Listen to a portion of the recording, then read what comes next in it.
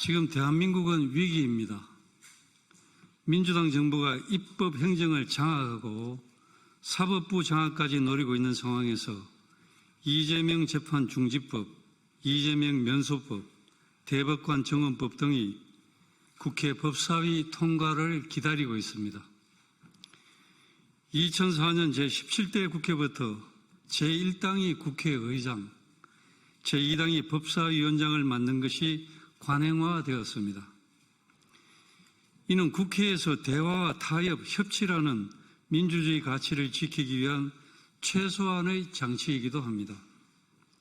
그러나 2020년 21대 국회에 들어와서 민주당이 국회의장과 법사위원장을 모두 독식하면서 그 관리를 깬 이후에 국회는 대화와 타협, 협치라고는 찾아볼 수 없는 모습으로 변모하기 시작했습니다. 실제로 민주당이 국회의장과 법사위원장을 모두 장악하고 있는 동안 공수처법, 검수완박법, 임대차 3법 등 통과되지 말았어야 할 악법들이 제지 없이 국회를 통과했습니다. 그리고 그 피해는 고스란히 국민에게 전가되었습니다. 그리고 제22대 국회에서는 이재명의 민주당이 다시 국회의장과 법사위원장을 전부 가져가면서 한층 더 강력해진 입법 독재가 자행되었습니다. 정청래 법사위는 민주당의 거수기 역할을 자임하며 이재명 방탄법을 비롯한 각종 악법들을 통과시키는데 선봉에 섰으며 입법권을 남용하여 무분별한 포퓰리즘 악법들을 마구잡이로 통과시키고 대통령이 계속해서 거부권이라는 헌법적 수단을 사용할 수밖에 없게끔 유도했으면 물론 29건의 탄핵안 발의를 남발하여 국정 발목 잡기를 넘어 국정 마비를 유발하고 결국 정치를 파탄으로 이끌었습니다. 이제 그 이재명이 대통령이 되었습니다. 이로써 법사위를 관장하는 법사위원장, 본회의를 운영하는 국회의장, 그리고 행정부의 대통령을 모두 민주당이 장악하였습니다. 또한 이재명 방탄법, 대법관 확대법 등 입법을 무기로 한 전형을 일삼는 민주당 앞에 법치주의의 최고의 보루가 되어야 할 판사들조차 스스로 이재명 사건 재판 진행을 포기했습니다. 사법부마저 무너지며 대한민국의 상권 분립 체계가 붕괴되어 버린 것입니다. 민주당의 법사위는 행정부를 견제하기는커녕 앞으로도 이재명 정부의 거수기 역할을 할 것이 분명합니다.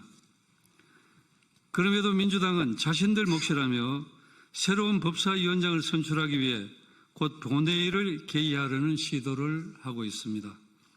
야당과 상의도 없는 일방적인 본회의 개의와 독단적인 국회 운영 등 더 철저한 입법 독재가 시작된 것입니다.